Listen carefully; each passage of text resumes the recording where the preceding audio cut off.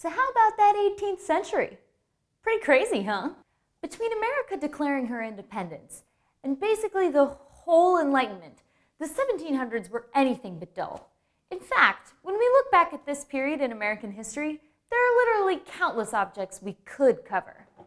During this time, Ben Franklin invented the lightning rod. Eli Whitney patented the cotton gin. And heck, before the 1700s, we didn't have hot air balloons, time zones, or even sandwiches. But then, there's also this guy. Yep, just as fascinating as any of those world-changing innovations is this silver-lidded seashell. You may recognize it better by its proper name, the snuff box.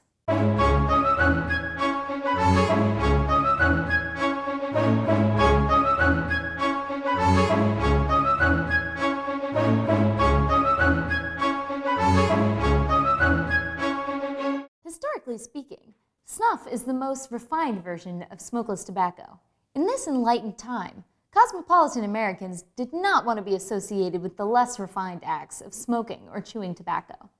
Instead, they took the high road.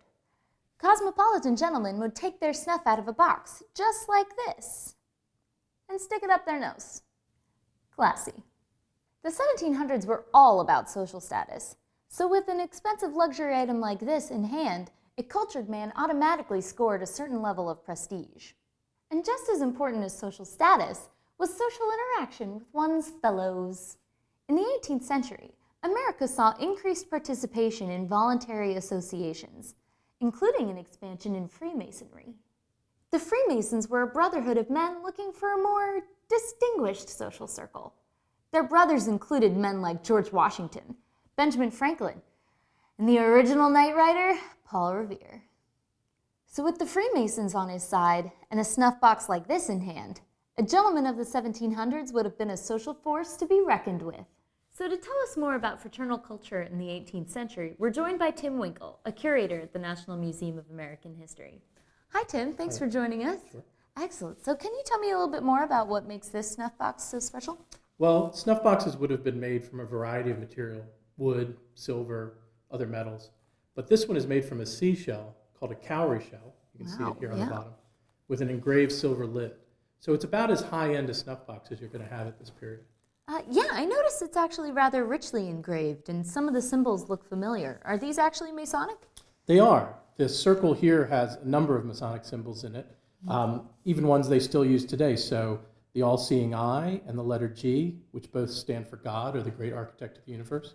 Then there's a number of tools that Masons would have used in their trade, a plumb, a level, compasses, and a square. And these would have had symbolic meanings for Freemasons. Okay, cool. But there's also a large name engraved at the top. Can you tell me who that was? Sure. It's James Conway. He's the original owner of the snuff box.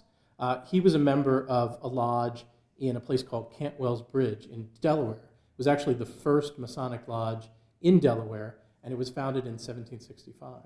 1765? That's actually before the establishment of the United States. That's right, and in fact the lodge is still going today. It's called Union Lodge Number 5.